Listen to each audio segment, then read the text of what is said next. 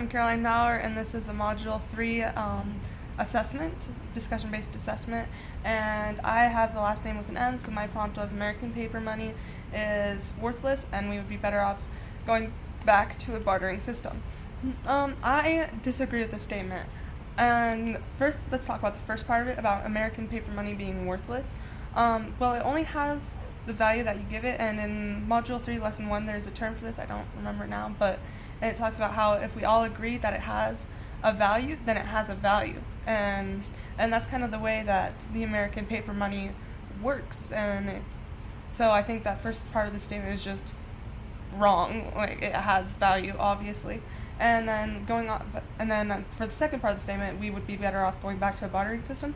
I very much disagree with that, because also Module 3, Lesson 1, we talked about how money serves as a necessary medium of exchange.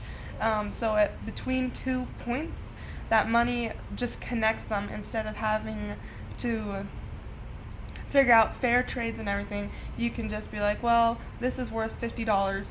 The example they use is an accountant in shoes, and they were like, the accountant can just be like, this is worth $50, so I'll give you $50, instead of being like, well, my service is worth 100 and that shoe's worth 50, I should get 2 pairs of shoes, and shoes are eventually going to go out of style, and it'd just be a lot bigger of a system.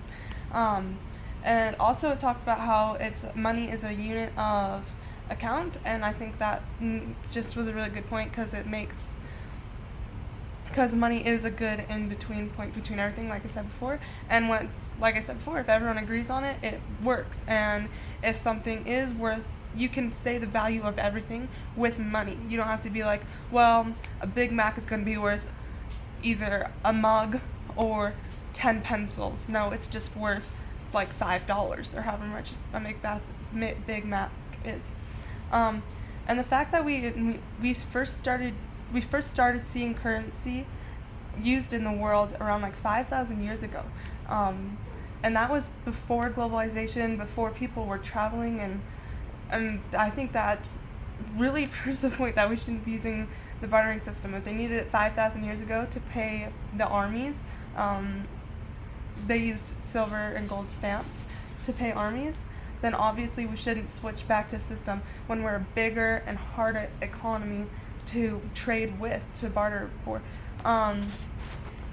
All in all, I just think that with how big our companies are, it'd be difficult. If I were hungry and I only made food, if I were someone that only made food and someone that only made chairs was starving and they needed food, but I don't need chairs. You buy chairs once in your life and then you're kind of good, right?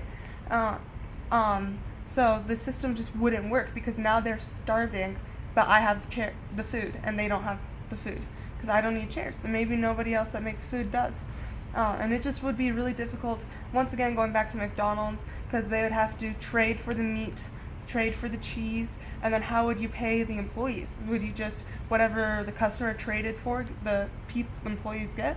That wouldn't exactly work, because not all of the employees need the same thing, and it just is a descending trail of not working. The bartering system in such a huge economy and such a globalized world just would not work. Thank you.